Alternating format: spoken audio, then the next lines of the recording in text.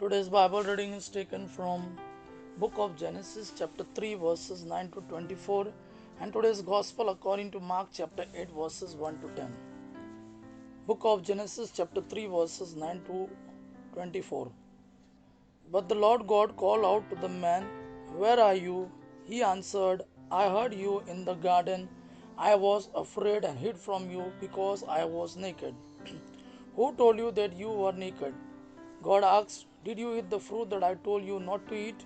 The man answered, "The woman you put here with me gave me the fruit and I ate it." The Lord God asked the woman, "Why did you do this?" She replied, "The snake tricked me into eating it." Then the Lord God said to the snake, "You will be punished for this. You alone of all the animals must bear this curse. From now on you will crawl on your belly, and you will have to eat dust as long as you live. I will make you and the woman hate each other. Her offspring will always be your enemies. Her offspring will crush your head and you will bite their heel." And he said to the woman, "I will increase your trouble in the pregnancy and your pain in giving birth. In spite of this, you will still have desire for your husband, yet you will be subject to him." And he said to the man, "You listened to your wife and ate the fruit which I told you not to eat. Because of what you have done, the ground will be under a curse. You will have to work hard all your life to make it produce enough food for you. It will produce weeds and thorns, and you will have to eat wild plants. You will have to work hard and sweat to make the soil produce anything, until you go back to the soil from which you were formed. You were made from soil and you will become soil again." Adam names his wife Eve because she was the mother of all human beings. And the Lord God made clothes out of animal skins for Adam and his wife, and he clothed them. Then the Lord God said, "Now the man has become like one of us and has the knowledge of what is good and what is bad. He must not be allowed to take fruit from the tree that gives life, eat it, and live forever." So the Lord God sent him out of the Garden of Eden and made him cultivate the soil from which he had been formed.